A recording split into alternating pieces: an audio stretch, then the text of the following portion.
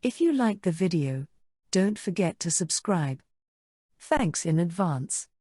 The Dream of a Ridiculous Man by Fyodor Dostoevsky. Chapter 1. I am a ridiculous person. Now they call me a madman. That would be a promotion if it were not that I remain as ridiculous in their eyes as before. But now I do not resent it. They are all dear to me now, even when they laugh at me. And indeed, it is just then that they are particularly dear to me. I could join in their laughter, not exactly at myself, but through affection for them, if I did not feel so sad as I look at them. Sad because they do not know the truth, and I do know it. Oh, how hard it is to be the only one who knows the truth. But they won't understand that. No, they won't understand it. In old days, I used to be miserable at seeming ridiculous. Not seeming, but being.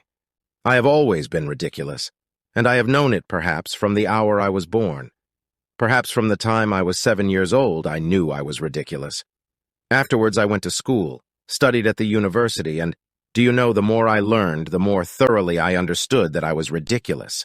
So that it seemed in the end as though all the sciences I studied at the university existed only to prove and make evident to me as I went more deeply into them that I was ridiculous. It was the same with life as it was with science. With every year, the same consciousness of the ridiculous figure I cut in every relation grew and strengthened. Everyone always laughed at me, but not one of them knew or guessed that if there were one man on earth who knew better than anybody else that I was absurd, it was myself, and what I resented most of all was that they did not know that. But that was my own fault. I was so proud that nothing would have ever induced me to tell it to anyone. This pride grew in me with the years, and if it had happened that I allowed myself to confess to anyone that I was ridiculous, I believe that I should have blown out my brains the same evening. Oh, how I suffered in my early youth from the fear that I might give way and confess it to my schoolfellows. But since I grew to manhood, I have for some unknown reason become calmer, though I realized my awful characteristic more fully every year. I say unknown, for to this day I cannot tell why it was. Perhaps it was owing to the terrible misery that was growing in my soul through something which was of more consequence than anything else about me. That something was the conviction that had come upon me that nothing in the world mattered. I had long had an inkling of it, but the full realization came last year almost suddenly. I suddenly felt that it was all the same to me whether the world existed or whether there had never been anything at all. I began to feel with all my being that there was nothing existing. At first, I fancied that many things had existed in the past, but afterwards I guessed that there never had been anything in the past either, but that it had only seemed so for some reason. Little by little, I guessed that there would be nothing in the future either. Then I left off being angry with people and almost ceased to notice them. Indeed, this showed itself even in the pettiest trifles. I used, for instance, to knock against people in the street, and not so much from being lost in thought. What had I to think about? I had almost given up thinking by that time. Nothing mattered to me. If at least I had solved my problems. Oh, I had not settled one of them, and how many there were. But I gave up caring about anything, and all the problems disappeared. And it was after that that I found out the truth. I learnt the truth last November, on the 3rd of November to be precise, and I remember every instant since. It was a gloomy evening, one of the gloomiest possible evenings. I was going home at about 11 o'clock, and I remember that I thought that the evening could not be gloomier, even physically. Rain had been falling all day, and it had been a cold, gloomy, almost menacing rain, with, I remember, an unmistakable spite against mankind. Suddenly, between 10 and 11, it had stopped, and was followed by a horrible dampness, colder and damper than the rain, and a sort of steam was rising from everything, from every stone in the street, and from every by-lane if one looked down it as far as one could. A thought suddenly occurred to me, that if all the street lamps had been put out, it would have been less cheerless, that the gas made one's heart sadder because it lighted it all up. I had had scarcely any dinner that day, and had been spending the evening with an engineer, and 2 other friends had been there also. I sat silent. I fancy I bored them. They talked of something rousing, and suddenly they got excited over it. But they did not really care. I could see that, and only made a show of being excited. I suddenly said as much to them. "My friends," I said, "you really do not care one way or the other." They were not offended, but they laughed at me. That was because I spoke without any knot of reproach, simply because it did not matter to me. They saw it did not, and it amused them. As I was thinking about the gas lamps in the street, I looked up at the sky. The sky was horribly dark, but one could distinctly see tattered clouds, and between them fathomless black patches.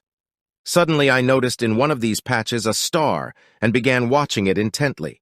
That was because that star had given me an idea. I decided to kill myself that night. I had firmly determined to do so 2 months before, and poor as I was, I bought a splendid revolver that very day, and loaded it. But 2 months had passed, and it was still lying in my drawer. I was so utterly indifferent that I wanted to seize a moment when I would not be so indifferent. Why, I don't know. And so for 2 months every night that I came home, I thought I would shoot myself. I kept waiting for the right moment. And so now this star gave me a thought. I made up my mind that it should certainly be that night. And why the star gave me the thought, I don't know. And just as I was looking at the sky, this little girl took me by the elbow. The street was empty, and there was scarcely anyone to be seen. A cabman was sleeping in the distance in his cab. It was a child of 8 with a kerchief on her head, wearing nothing but a wretched little dress all soaked with rain. But I noticed her wet, broken shoes, and I recall them now. They caught my eye particularly. She suddenly pulled me by the elbow and called me. She was not weeping, but was spasmodically crying out some words which could not utter properly because she was shivering and shuddering all over. She was in terror about something and kept crying, "Mammy! Mammy!" I turned facing her. I did not say a word and went on. But she ran, pulling at me, and there was that note in her voice which in frightened children means despair. I know that sound. Though she did not articulate the words, I understood that her mother was dying, or that something of the sort was happening to them, and that she had run out to call someone, to find something to help her mother. I did not go with her. On the contrary, I had an impulse to drive her away. I told her first to go to a policeman, but clasping her hands, she ran beside me, sobbing and gasping, and would not leave me. Then I stamped my foot and shouted at her. She called out, "Sir! Sir!" but suddenly abandoned me and rushed headlong across the road.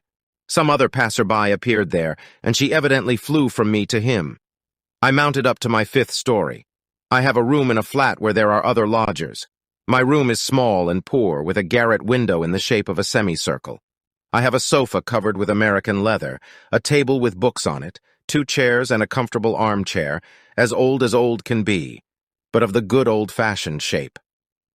I sat down, lighted the candle, and began thinking. In the room next to mine, through the partition wall, a perfect bedlam was going on. It had been going on for the last 3 days. A retired captain lived there, and he had half a dozen visitors, gentlemen of doubtful reputation, drinking vodka and playing stoss with old cards. The night before there had been a fight, and I know that 2 of them had been for a long time engaged in dragging each other about by the hair. The landlady wanted to complain, but she was in abject terror of the captain. There was only one other lodger in the flat, a thin little regimental lady on a visit to Petersburg, with 3 little children who had been taken ill since they came into the lodgings. Both she and her children were in mortal fear of the captain and lay trembling and crossing themselves all night, and the youngest child had a sort of fit from fright. That captain, I know for a fact, sometimes stops people in the Nevsky Prospect and begs. They won't take him into the service, but strange to say, that's why I am telling this, all this month that the captain has been here, his behavior has caused me no annoyance. I have, of course, tried to avoid his acquaintance from the very beginning, and he, too, was bored with me from the first. But I never care how much they shout the other side of the partition, nor how many of them there are in there. I sit up all night and forget them so completely that I do not even hear them. I stay awake till daybreak, and have been going on like that for the last year. I sit up all night in my armchair at the table, doing nothing. I only read by day. I sit, don't even think. Ideas of a sort wander through my mind, and I let them come and go as they will. A whole candle is burnt every night. I sat down quietly at the table, took out the revolver, and put it down before me. When I had put it down, I asked myself, I remember, "Is that so?" and answered with complete conviction, "It is. That is, I shall shoot myself." I knew that I should shoot myself that night for certain, But how much longer I should go on sitting at the table I did not know, and no doubt I should have shot myself if it had not been for that little girl.